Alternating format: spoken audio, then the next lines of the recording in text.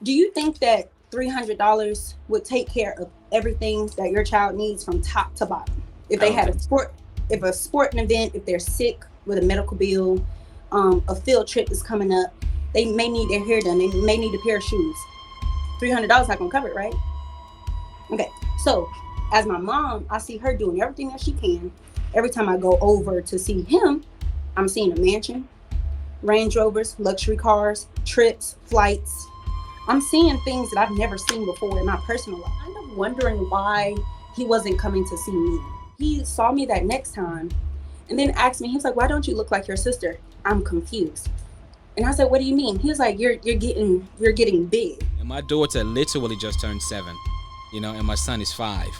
I can't imagine myself having a conversation with my 7-year-old daughter and tell her you fat. And then he said, "The next time I see you, you need to look like this."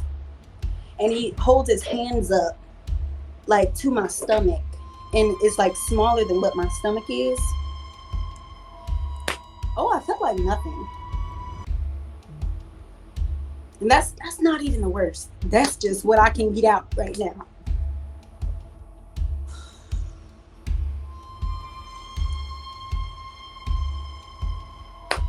Felt like nothing.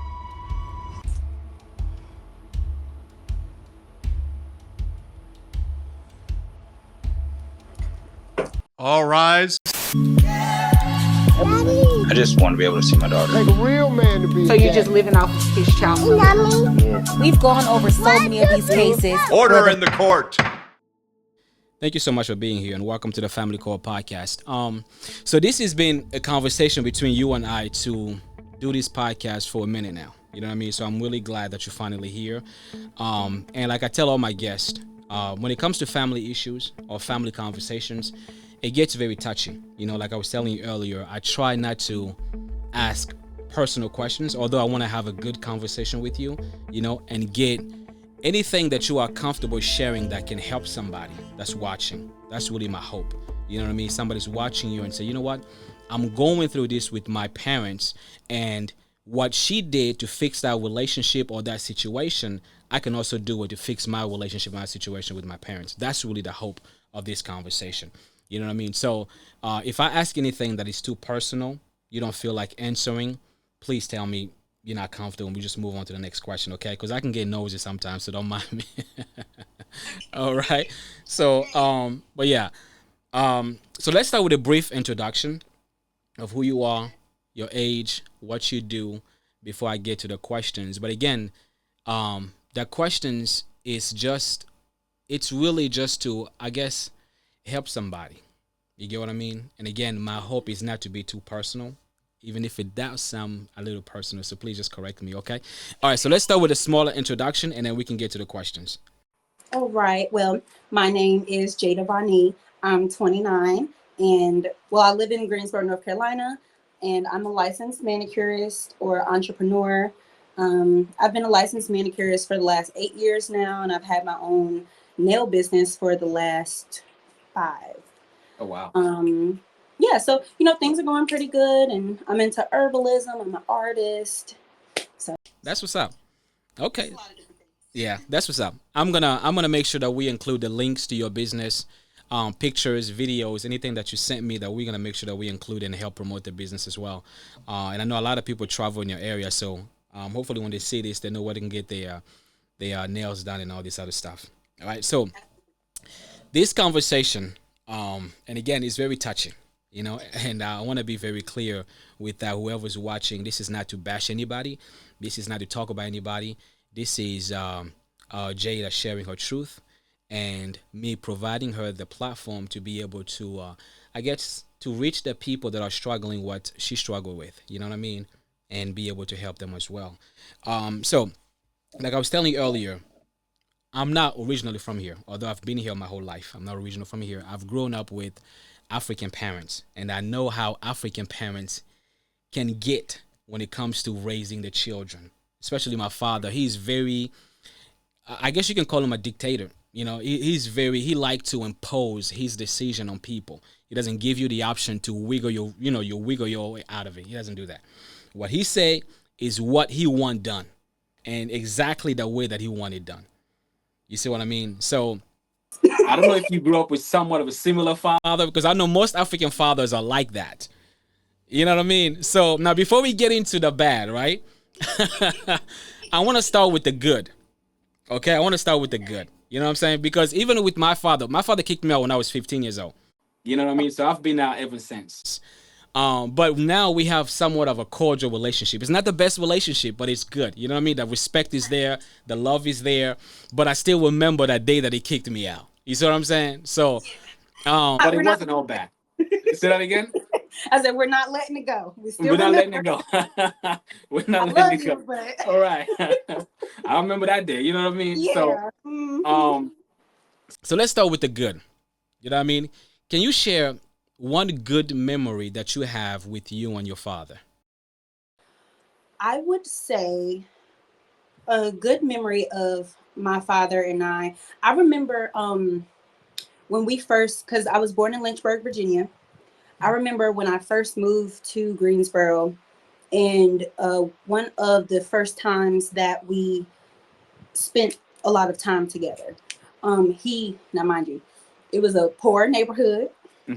But he pulled around. My father's 6'10", right? Wow. So okay. He pulled around into that Section 8 neighborhood in the cul-de-sac in a shiny candy apple red Porsche. Wow. And he jumped. Mind you, a Porsche is this big. Right, he jumped out of that car. Everyone came out on their porch, like looking around, like, who is this? What's going on? That guy, who's that? Little girl ran up to him. What's your name? I wish you were my daddy. And I'm like, no, like, that's my dad. Like, move around. I loved, like, spending time with him. And that time when he came to get me, he has ties and connections in Lynchburg. He took me all around to, like, meet different people. And so, yeah, just simply spending time with him is, like, one of my best memories. So with him, yeah. Mm-hmm. Okay, so he used to take you out. You guys go out around the city and see things? Yeah, and not even so much of like spending money or doing things like that. Just, well, growing up, I'm in my household, I love my mom, which, I was the only one who knew who my father was. Okay. So that alone was enough for me. And I immediately was like, oh, I have a dad. Like, I'm running off to see him. So anytime that he came to see me, like, and it was only like 2 times. But when he would come, it made my day. Okay. How many siblings do you have? In total, I have 5 sisters and I have 1 brother. Okay. So on my father's side, I have twin sisters. Then it's myself. Then I have a younger brother. And on my mother's side, I have my older sister, myself, and 2 younger sisters. Okay. So you're the only one whose father was coming around?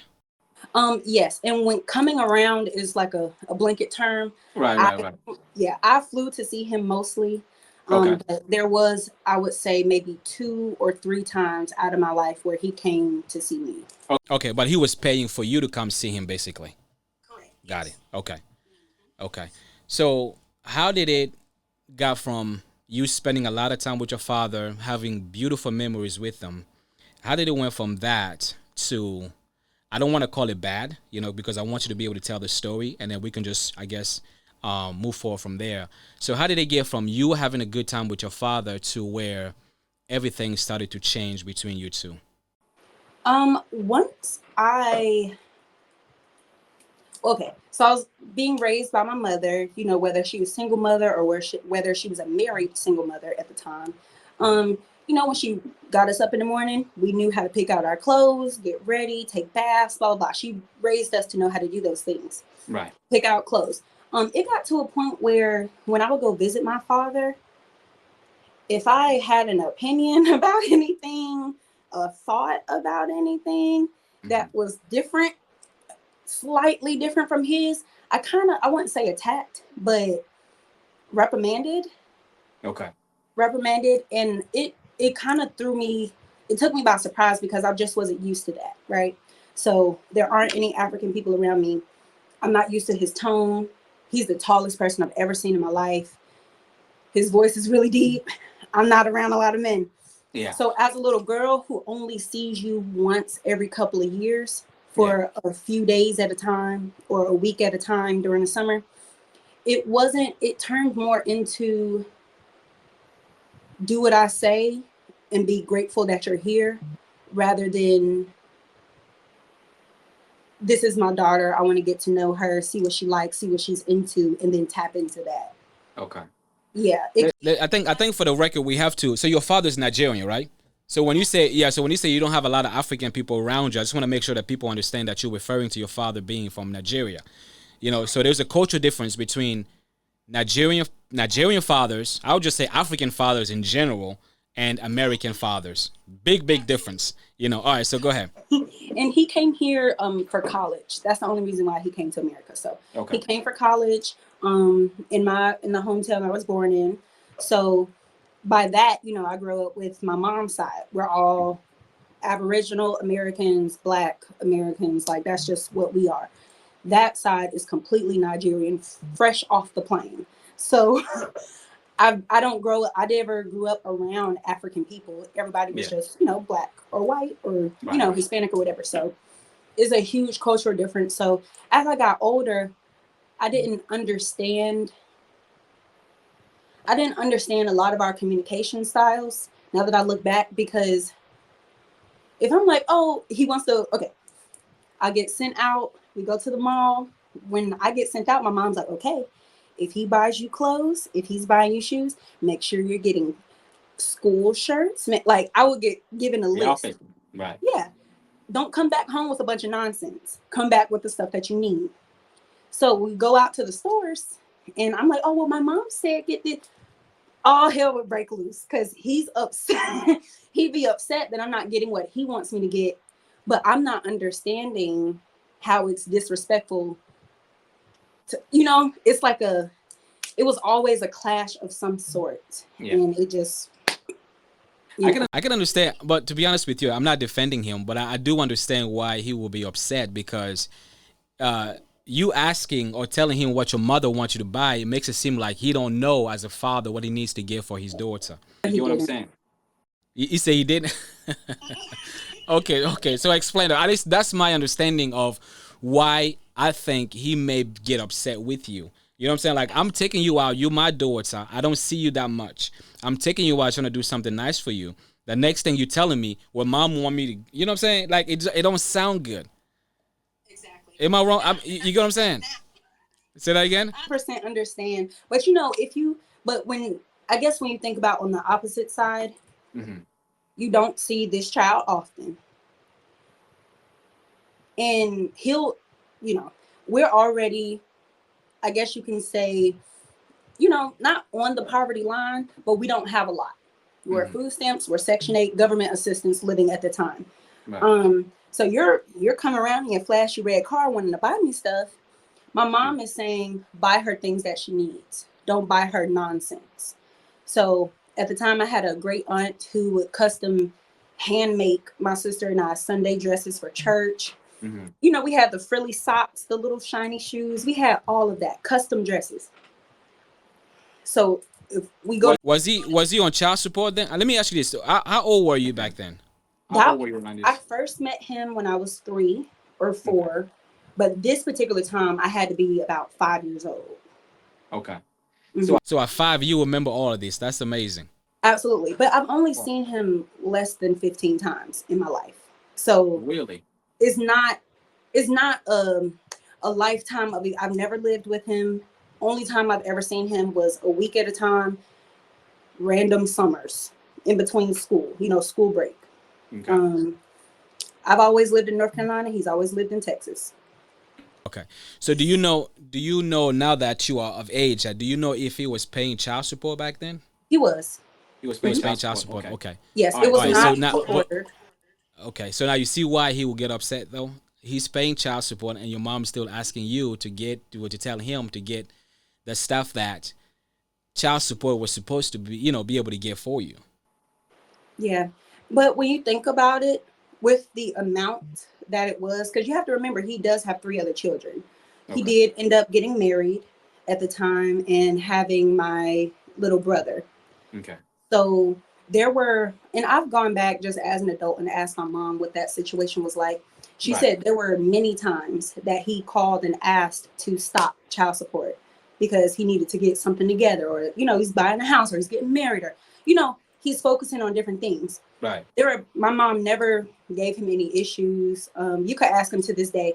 Out of all his children's mothers, my mom was the least problematic. Whatever he needed or whatever, she let him be whatever kind of father that he wanted to be. Right. So That's dope. Did they ever explain to you why the relationship ended? Did you ever have that conversation with your mother? they never had one. They never had a relationship? Oh, so yeah. So it was just a fling. Yeah, you're cute. I'm cute. You want to do this? Let's Let's make it happen. Protection was involved, and Right. here I am. One time. Okay. Wow. One time. God is amazing, isn't it? Okay. He always puts his hand on his head. He's like, I just don't understand what happened, because I know we protected ourselves, but Right. it Right. was one. He's all to this day. He's so confused. My mom is too. But Yeah. Oh wow. Okay. So So all right. So you say so you were 5 years old. You would go see him. You would tell him, "Mom want me to get this," and he would say no, or he would get upset. So did that behavior got worse, or was it getting better as you started getting older? like that particular situation was like one isolated event that happened. But that was one of the first events that kind of like had me looking at him like, okay, he's kind of scary. You know, once I was a child. Because I was like, why is he getting upset? Because I don't want this ugly JCPenney dress. Like, and you know, being a girl and you're a little girl and you like playing princess and you like dressing up, you know what you like. man. He likes this ugly tail dress, and you're looking like, I can't do this. And he's losing it. But you know, now that was one isolated event. Now, as I got older, when I would go visit, it would be something else. Then I would go visit him maybe 2 years later, because it wouldn't be every summer either. I would skip summers, or skip 2 years or whatever. It would be another event. And then maybe the next time it would be good. So when you say another event, can you describe those events? So Okay, let's do this. Can you do you remember the one event that really broke your heart the most, that just did it for you? Which one was it? And how old were you? there were, okay, I was maybe 7. I was 7 years old. He was at a basketball camp, and I believe we were staying at a Marriott of some sort. Okay. So he was the Nigerian basketball team traveling around. Now we're in a hotel. There's no stove cooking. We're just eating whatever. At that point, when he sees me, I don't know how we got there, but it was a conversation he had where he asked me. He said, "Why don't you look like your sister?" And mind you, my sister, we're 11 months apart. Her father, I mean, he's probably shorter than me. I'm 5'6.5". My father's 6'10". My mom is 5'3" or 5'2". Wow. So it's like at some point, my sister is older than me, so she's gonna be a little taller. But at some point, I'm gonna catch up, and I'm gonna get taller than her. So he saw me that next time, and then asked me. He was like, "Why don't you look like your sister?" I'm confused, and I said, "What do you mean?" He was like, "You're getting big," and then that it sparked something in me, because I never looked at myself at that age. I wasn't like looking at myself like, oh, I'm fat and skinny. And then he said, the next time I see you, you need to look like this. And he holds his hands up like to my stomach, and it's like smaller than what my stomach is. So all I remember, my aunt picked me up. My aunt and her husband, God rest his soul, picked me up. And I had my cousins in the back, and I'm bawling. I'm like, I was kicking and screaming to come back home, calling my mom every chance I could. And once I got in the car, I was like, Aunt such and such, my dad called me fat. My dad called me fat. And you can ask the adults, like, everyone was like, what are you talking about? That's what happened. So the next time when I ended up going to see him, I was very self-conscious about what I would eat. For the rest of the trip, I was, but I was very self-conscious about what I would eat and things. In my head, I'm like, okay, my dad thinks I'm gross, I'm fat, I'm this, I'm that. Why is he making pancakes for breakfast? I don't want to eat them. Now I'm like, okay, do we have anything else? Like, something like that. He got so mad that I didn't want the pancakes. I wasn't allowed to eat till the next day. I've never in my life experienced anything like that. Like, even, back home, not having. And see, looking back, I didn't know that we were poor. My mom never made us feel that way or feel like we were going without. Because if anything that we lacked, God filled. Yeah. So I've never had like a food insecurity or anything. So I'm just sitting there like afraid, and helpless. Like, I'm in Texas. My mom can't come pick me up. I'm calling her crying. When he comes into the room, I'm putting the phone down. Like, I wanted to leave. That incident right there is what changed the whole trajectory of our entire relationship, because it was something that I immediately brought up to my mother. She calls him on the phone because obviously I'm hurt. She's like, oh, sorry. She bleep that out. She was like, hey, I got you. Okay, thank you. she was like, Jayda said this happened and that happened and blah, blah, blah. And, whatever their conversation was, the end all be all was, and I looked at my mom like with tears in my eyes. I'm like, Mommy, he's not sorry. He's not sorry. Yeah. My mom's on the phone. I hear her. She's like, blank. Like, are you going to say anything to her? Like, or is this just what it's going to be? He said, I don't apologize to children. So from that point on, I stopped wanting to call him.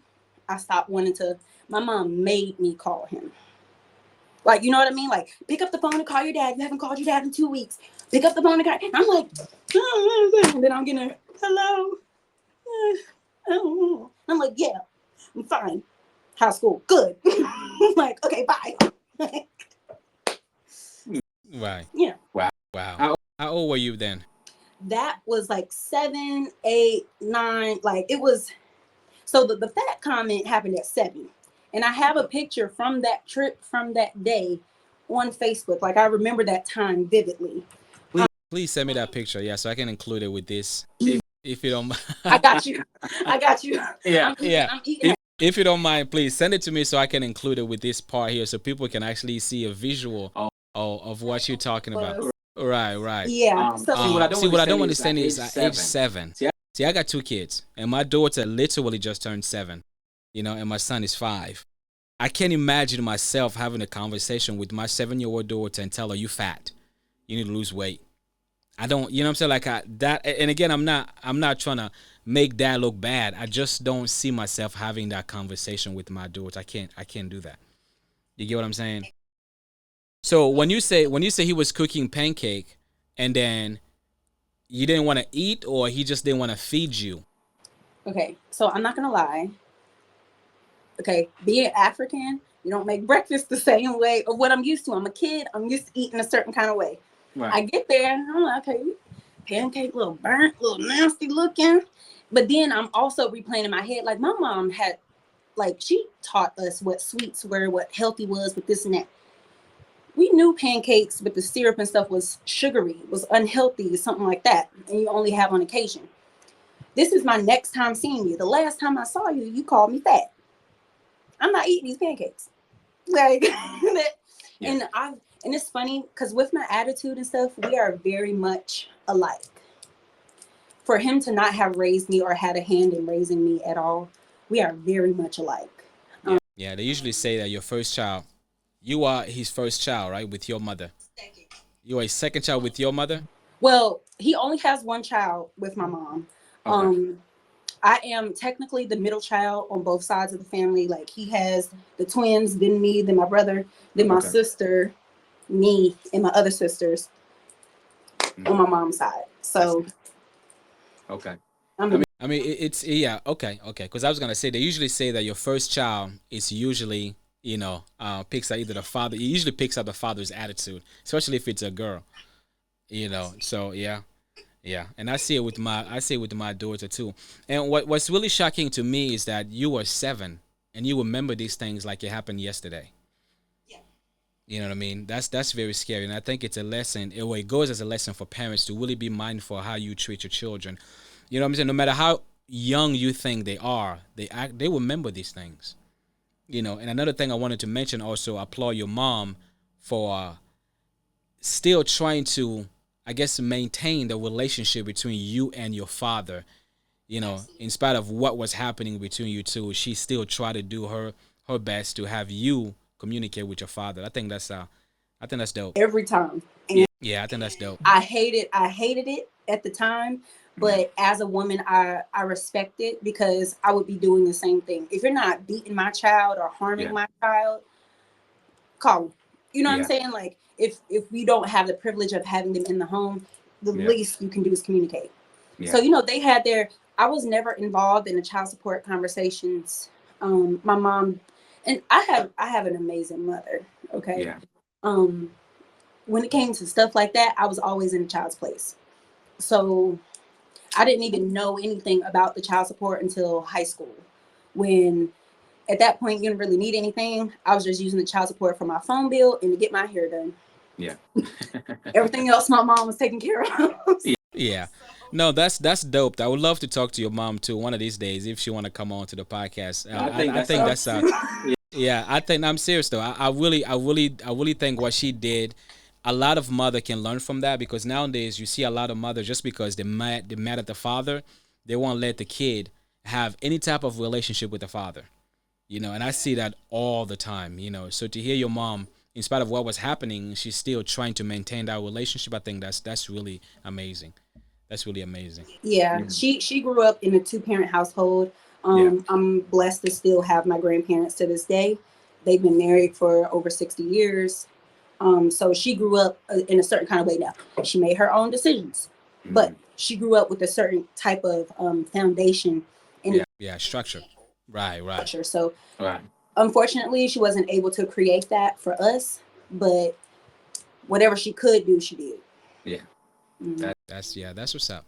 That's what's up. All right, so you remember you were 7 years old. You remember your dad calling you fat, and I'm sure that basically changed. Well, not basically, that practically changed your Everything. It changed everything mentally for you. I can imagine going through that as a 7-year-old. So what else happened? Let's say age. So from 7, what else happened that you remember that just wasn't good with your father?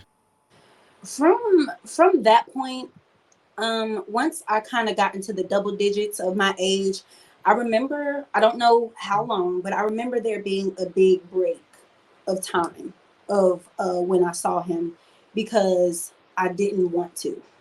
And that's when I would really, when I was younger, my mom would put me on that plane. We had the, America was a little safer. We had the unaccompanied minor thing. Right. So the flight attendants are walking my hand all across the airport. We're doing it. But at one point I just told her, and I begged her to not send me there. Wow. And she asked me why. And I was just telling her my experiences, and she didn't let me go. Once I got into like my preteen, teenage, because really in reality, like what would be the purpose of sending me there? And then at that point too, I was kind of wondering why he wasn't coming to see me. You know what I mean? Like, we can think of every time that I've come over. We can think of all those things. But show me a picture of you at my birthday party. One. He never showed up at any of your birthday parties? I've never seen him on any of my birthdays, and I'm 29 years old. Wow. Now, how about your school functions? Never. I was on a dance team for years, like almost preschool to about 6th grade. I was on a dance team. All those little mediocre dance moves that we just come see it, like I would have given everything to, and he's so big, like he's the tallest person in the world. Like, I would have given everything to like look out in the crowd while we doing those little stupid dances, and I see my dad, I'm like, or to run up to him after school. or him to come to any of the cheerleading games, to see him in the parade standing with my family when we were in the parade every year for our cheerleading team, to see him then, volleyball, anything, like, you know. So it got to the point where I just kind of, like, he definitely trained me to not expect him for things like that. His time for me was a week during the summer. That's it. Wow. Yeah. Yeah. I can feel like you're holding back a lot. Absolutely. And I don't want to I don't want to I don't want to I don't want to press on it too hard, but I'll answer your questions. Okay. But I don't want to just be like word vomiting. Yeah. You know. So when you talk about, okay, as we are talking about your father right now, I feel like you have one specific event that really, because I know you're giving us from age 7 to now your preteen, you know, your relationship with him. It looks like it was just getting worse and worse and worse. But I feel like there was one event that really happened that just did it for you. You know what I mean? And I feel like that's the one thing that you're still holding back. I get it. You know, if you don't want to share it, I completely understand. But if you can open up, I would love to hear that. Like, what happened? Let's back up. Okay. Let's back up just a taste. So Just a taste. Okay. Go ahead. that's that Southern thing I'm telling you. Go ahead. So there will be times, like, as I got older, I'm really looking for this relationship. I'm fighting for it. I don't care if I'm hurt. I don't care if I'm crying, whatever. And then I'm getting older, you know, my features and my face, everyone's like, what you mix or something? Like, where are you from? Like, what's going on? And something, you know, with my phenotypes, they're like, it's not just black, like it's something. And I'm like, oh yeah, I'm Nigerian. They're like, oh, really? So I'm really like pushing for this relationship at this point. Every time I'm being offered to go, it was a time where it was many times where my father and I didn't speak for maybe a year. Once I got older, a year or so, just off of the treatment. So I was 16 when I became an aunt. My mother was going through some things at the time, and she lost her job. And let's go back. Let's be clear. This Section 8 thing, this government assistance thing, food stamp, that was over by the time I hit middle school. I would like to throw that disclaimer out there. Okay. So by the time that I got older in high school and things, I go to visit my father, and, you know, talking about college, and it started to become times where when I needed things outside of child support, because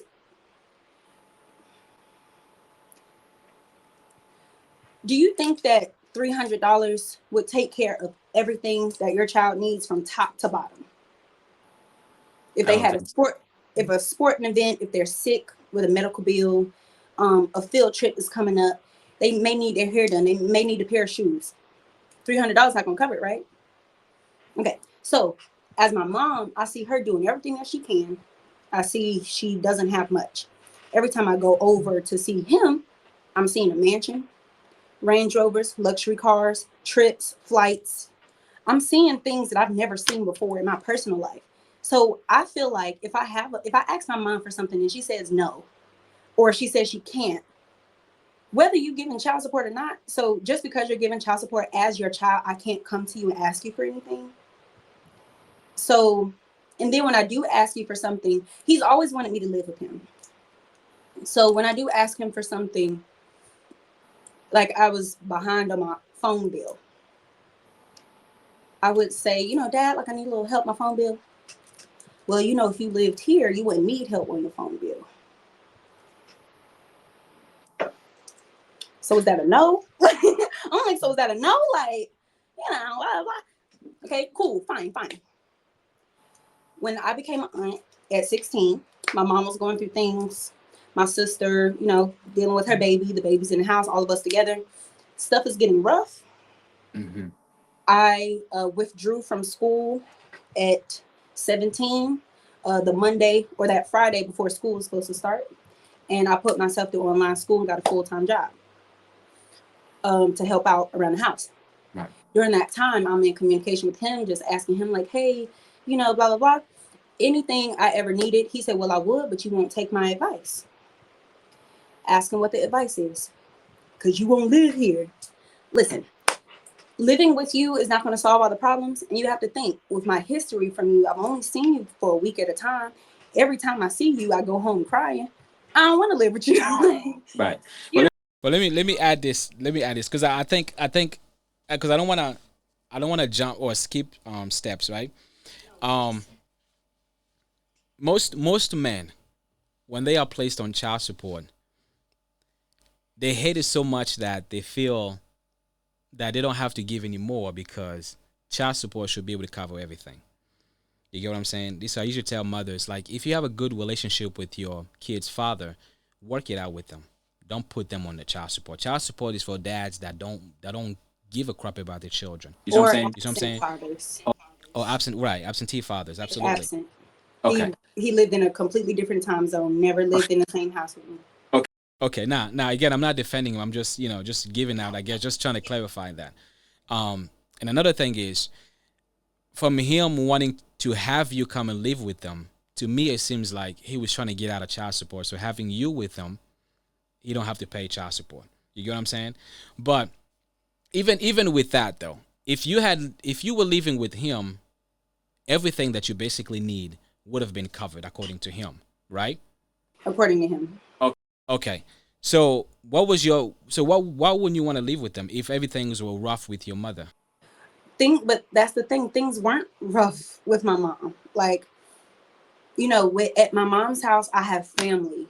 I have cousins. I have grandparents. I have sisters. I have my mom. I go to church. I have my friends. I'm in dance. I'm in volleyball. I'm in this and da da da da.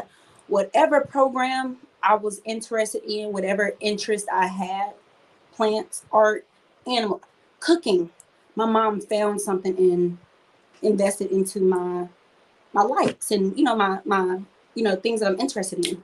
Mm-hmm. With my father. So you think your father wouldn't have been able to make those sacrifices for you? I don't think he cared. Okay. I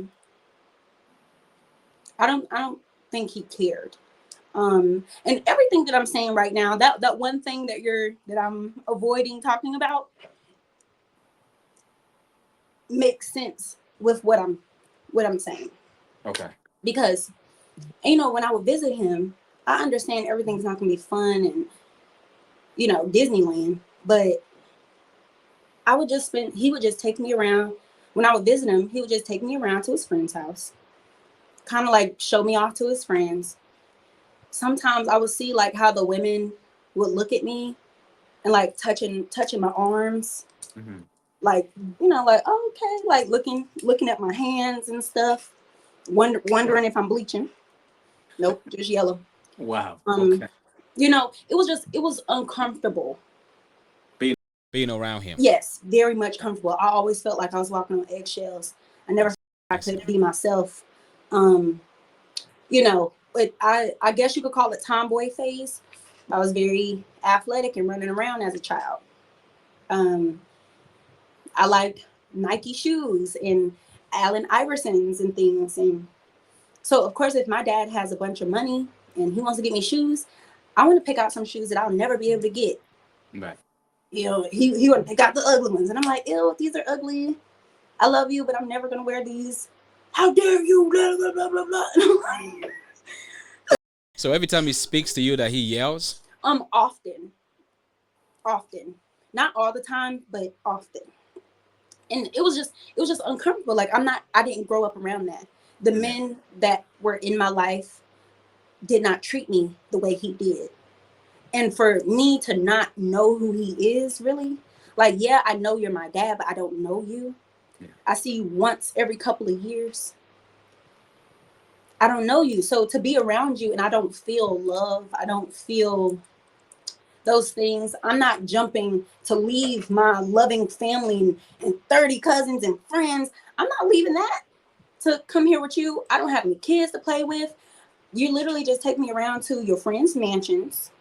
We sit and talk in languages that I don't understand, and we go home.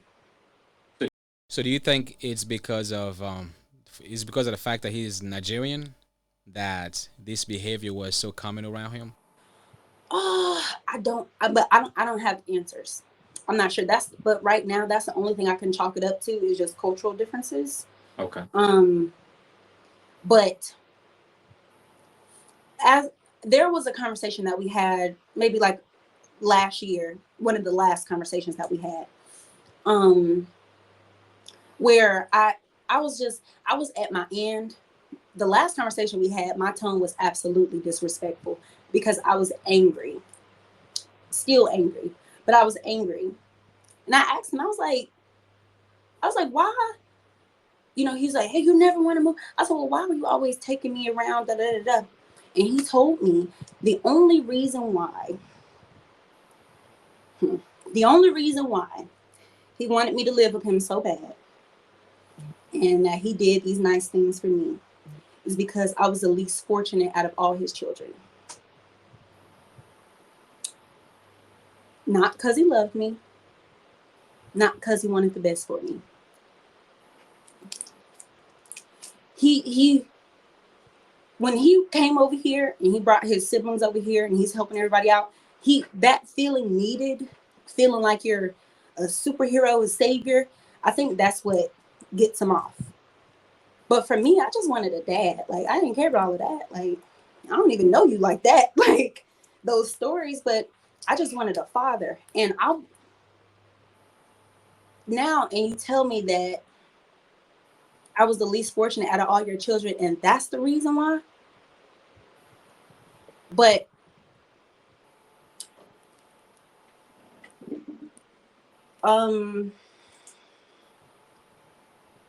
yeah, you can ask me another question. I can see the pain in you, though. You know what I mean? And I feel the pain in your voice.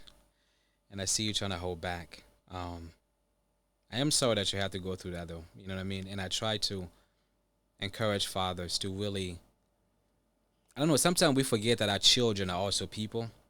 You know what I mean? They have their own feelings. They have their own mind. You know what I mean? Like, and I try my best, I kid you not, I try my best to be a very understanding father to my kids. You know what I mean? And I really do. I really, really do. Um, And it's not just a me thing. He doesn't have a relationship with any of us. I was the last one holding on. My sisters, I believe, haven't been in communication with him since they were in like 8th grade. They're in their early or mid 30s right now. My little brother is 24. He hasn't spoken to him, and his parents were married. He hasn't spoken to him in years either. Let me ask you this, not to cut you off, because I don't want to lose each train of thought. You sitting with your father, you are excited somewhat to see him, and you ask him the question. And I want to go back to the what you said earlier when you say that you got at a point where you wanted to foster a good relationship with them after all the bad ones, you know. So, but before we get to that, I wanted to really understand how you felt mentally. You know what I mean? Like what you were going through after your father looks at you and tells you that the only reason why I bring you around and the only reason why I show you around is because you are the least fortunate of all my children. Oh, I felt like nothing. And that's not even the worst. That's just what I can get out right now.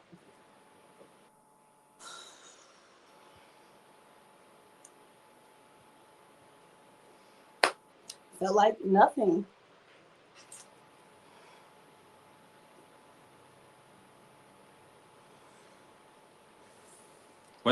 What's the worst? Um, So, and it sucks because right now I feel like I'm in like a grieving process.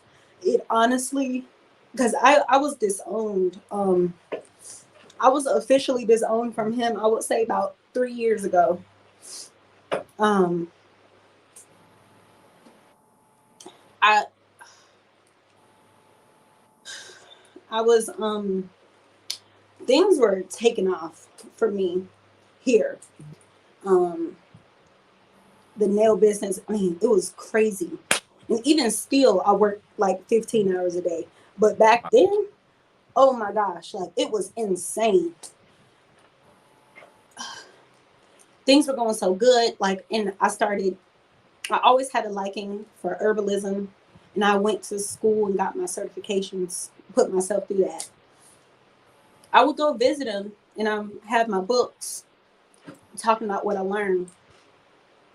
I made a comment about, because I learned about like bananas and what they looked like before the modifications and how the seeds in them were like huge and they were like big black seeds. And that was so fascinating to me. And I had seen it in multiple sources.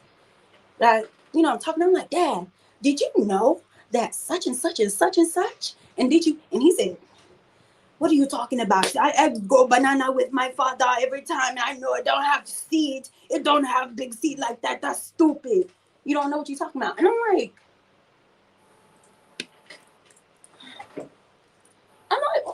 it says it right here. Hold on, let me Google it. You see this picture right here? Hold on, let me see. You see right here? Dismisses me. Tells me I don't know what I'm talking about. That's stupid, and to move on. I'm like, okay. I got my herbal thing going on. I'm asking him, want to try some? He said no.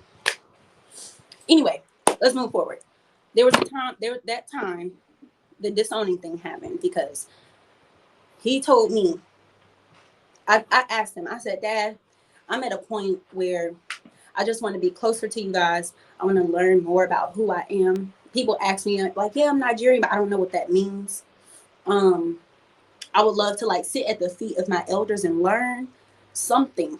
Like, so we devised a plan, like, okay, like in about 8 months, he's like, I'm going to get a house. You can come move over here with me.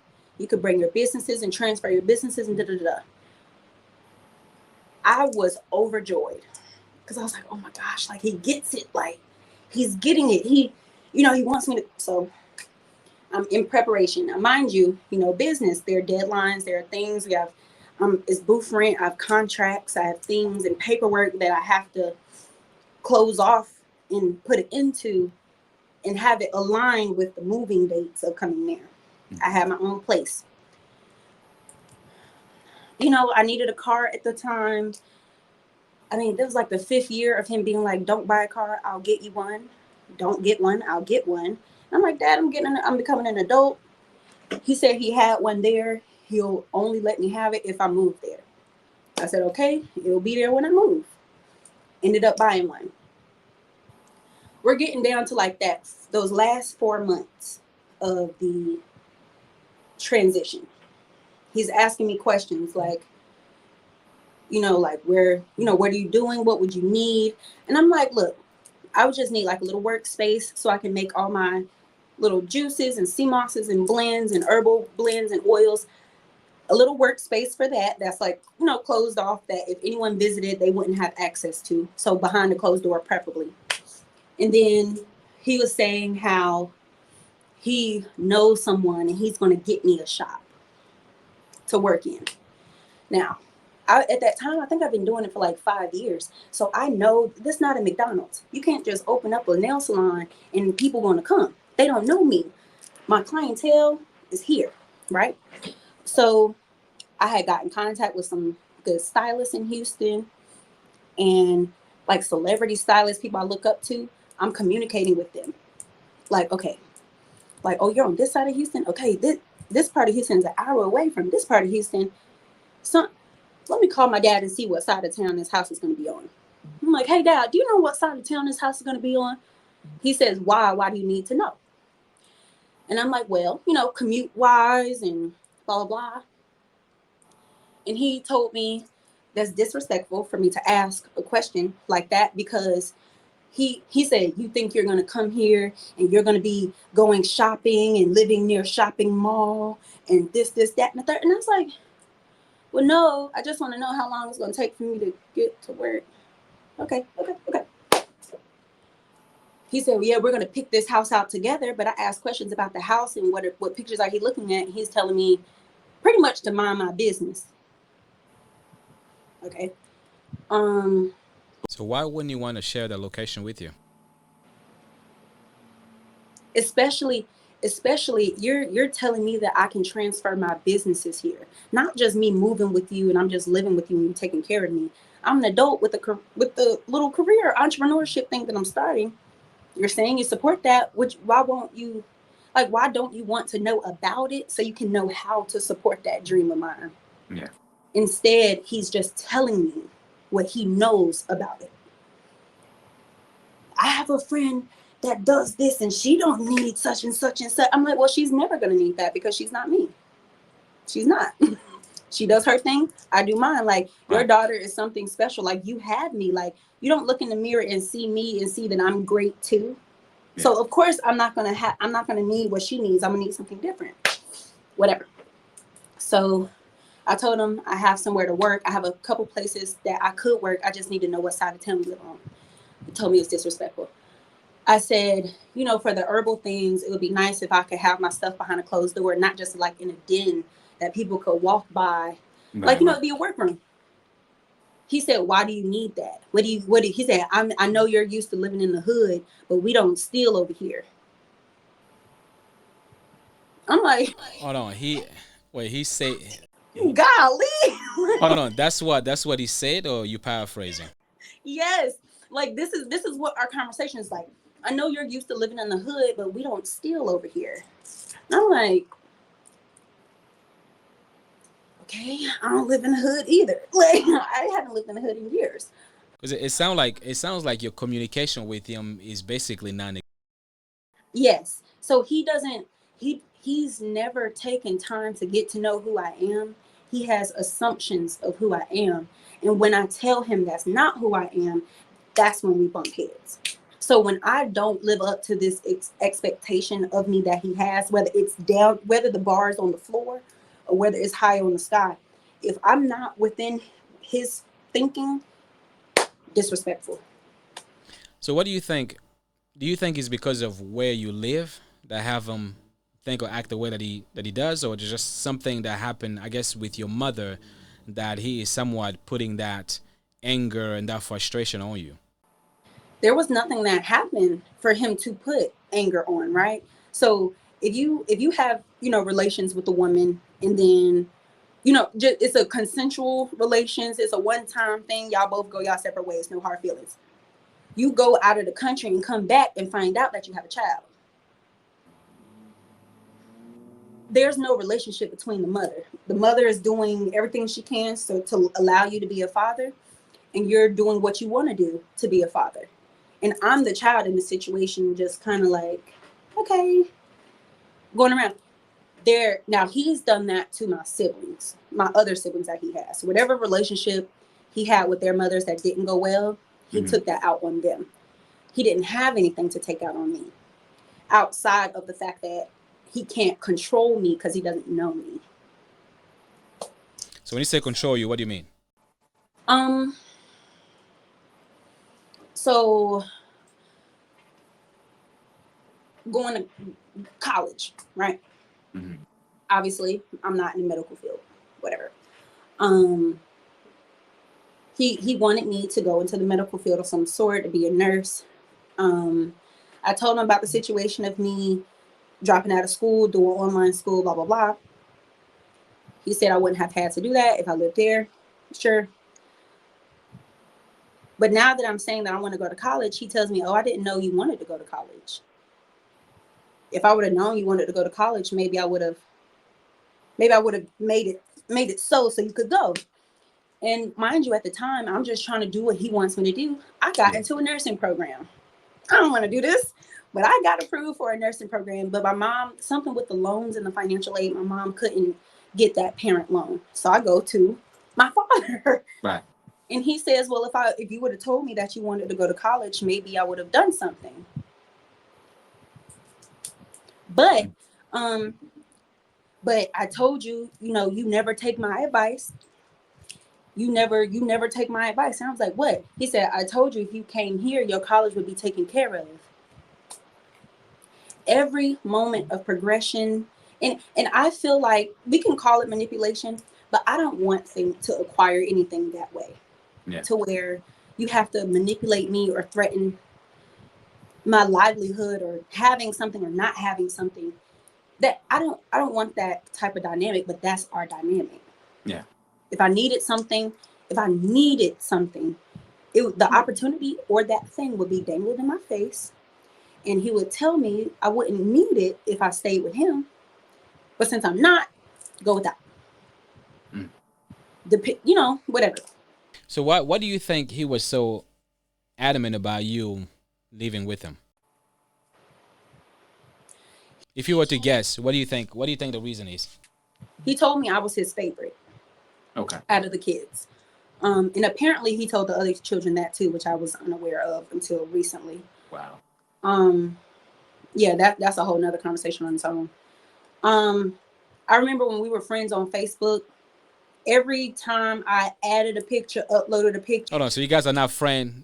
You guys are no longer friends on Facebook? Hell no. Absolutely not. But every time I posted a picture, he would make it his profile or his cover. He shared my picture. Oh, my beautiful daughter. People all over the world. Oh, she's so beautiful. Can't wait to meet her. So I was like the token, like he showed me off all the time. So of course, the girl, the child that he's showing off, and he's telling people, yeah, she's gonna live with me one day. She's gonna live with me one day. So that's what he's holding on to. But forgetting, like, you still got to be a good person, though, for me to be comfortable to live with you. Yeah. Yeah. You say he disowned you. Yes. What did he say exactly, or what did he do to make you feel like he disowned you? So during that time when transitioning, because I know I'm going all around and I apologize. No, you're fine. You're fine. During the time of transitioning my business, things were not working out. Like I said, deadlines, paperwork, contracts. He wasn't understanding how serious I was about it. With my herbal company that I was starting up, my wellness company that I was starting up, I told him I'm transferring that. He would tell me, why do you think you need this? And I'm like, well, I have it here, so I would need it there. Well, I know somebody who does it. All you do is make drinks. You don't need this, that, and the third. All you do is this. And I'm like, okay. With the nails, all you do is nails. You don't need da da da da da. All you do, you don't even do. I know somebody that, so you don't need. Okay. Didn't ask anything, but he knows. Once it got down, I think it was November, and I was supposed to be moving January 15th. Once November came around, there's still no location. You still don't have a house picked out. You don't have anything together. Everything is still up in the air. Nothing is finalized.